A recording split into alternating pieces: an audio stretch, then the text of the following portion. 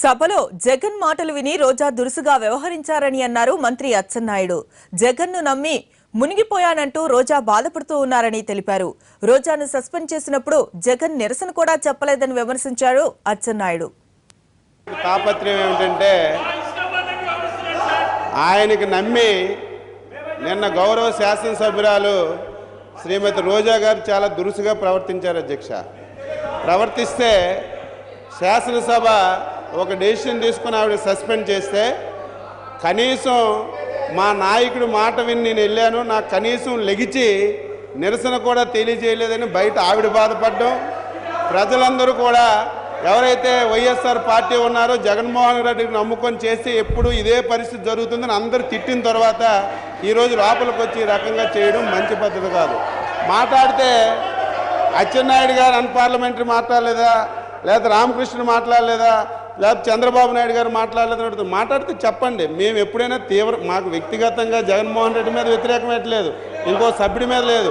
మేము అథారిటీగా చెప్తాం తప్ప ఎప్పుడు కూడా అన్పార్లమెంటరీగా మాట్లాడే మాటలు ఎప్పుడు ఉండవు అధ్యక్ష. అది మేము చెప్తున్నాం. నిన్నైతే మాకు కూడా ఒక సంవత్సరం చేయాలనేది కాదు, చాలా ఇక్కడ మేము విన్నాం. మీరు విన్నారు లేదో, తను మాట్లాడిన మాటలన్నీ విన్నాం. ఇంకొక విషయం అధ్యక్ష, చాలా రూల్స్ మాట్లాడుతున్నారు. మీ తండ్రి గారు గౌరవనీయులైనటువంటి వైఎస్ రాజశేఖర రెడ్డి ముఖ్యమంత్రిగా ఉండేటప్పుడు అధ్యక్ష, బయట మా కలరం బలరాం గారు బయట ఎక్కడో ప్రకాశం జిల్లాలో ఒక మారుమూల గ్రామంలో స్పీకర్ గారి మీద ఎక్కడో ఒకటంటే 6 మాసాలు నిర్దాక్షిణ్యంగా సభకు రాకుండా చేశారు అధ్యక్ష.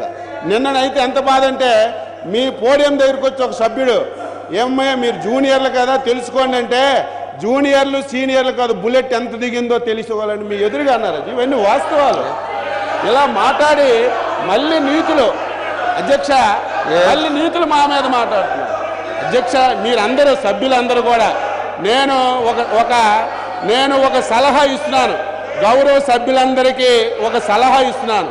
మీరు జగన్మోహన్ రెడ్డి గారి మాట విని ఆవేశాలకు లోనయ్యి ఈ సభలో మీరు ప్రవర్తిస్తే శ్రీమతి రోజా గారికి పట్టిన గతే మీకు పడుతుంది.